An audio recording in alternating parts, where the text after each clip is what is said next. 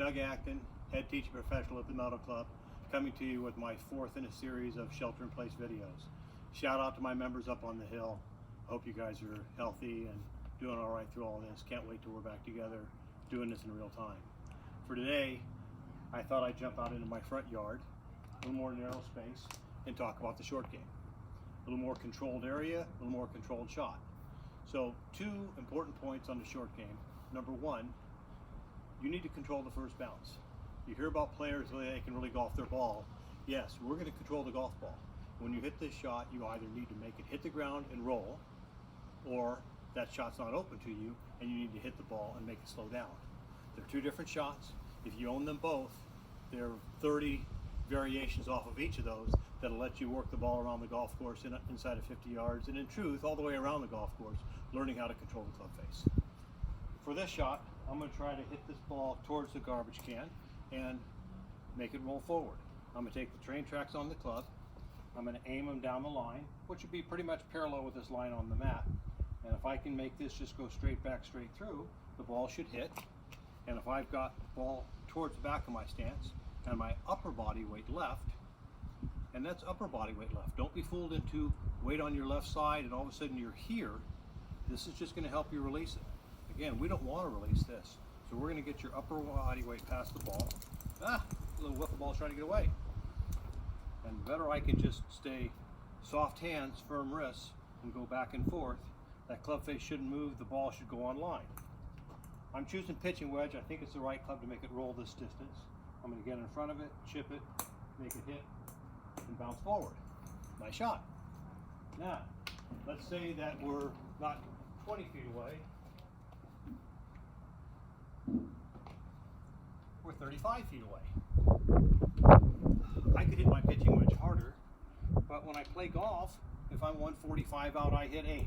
If I'm 155 out, I don't hit 8 harder, I hit 7. For this shot, I'm going to chip with my 8. I'm going to have the exact same setup, ball towards the back of my stance, upper body weight in front, and I'm going to take this and I'm going to move it down the line, and it's going to hit, and it's going to roll forward. Cool. The longer I need to carry this shot, the more body rotation I have to have so the club doesn't flip. So, that's shot number one. You can practice it just even on a tile in your bathroom or anyplace else, making the train tracks stay on that line. My train tracks don't stay on that line, I'm going to miss. All I got to do is stay there, and the ball's going to have to hit and roll forward. Now I've got shot number two. I don't have the option to run it.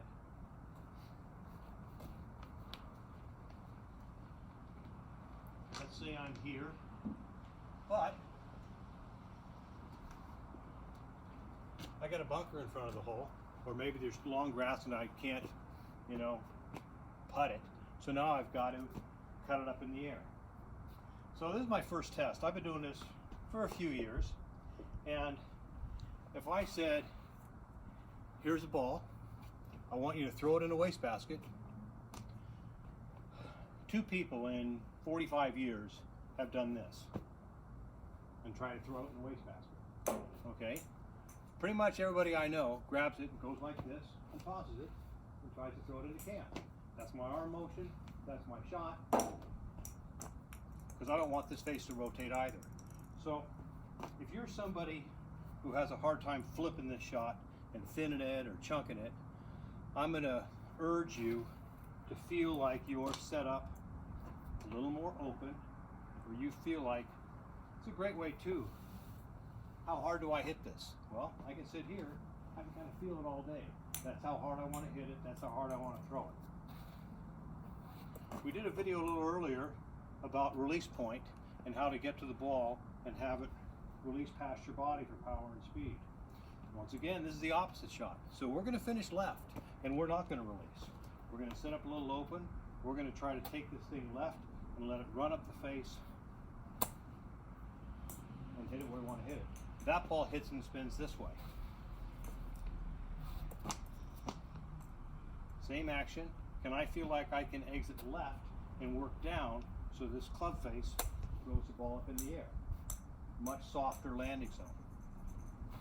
So there's my 2 shots.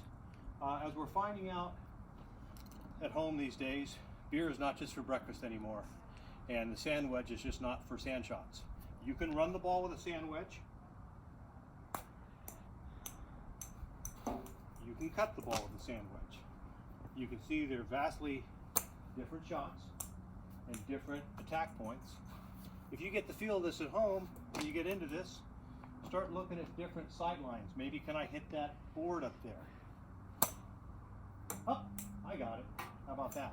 If I want to hit it over the board, now I'm going to have a longer swing and more loft.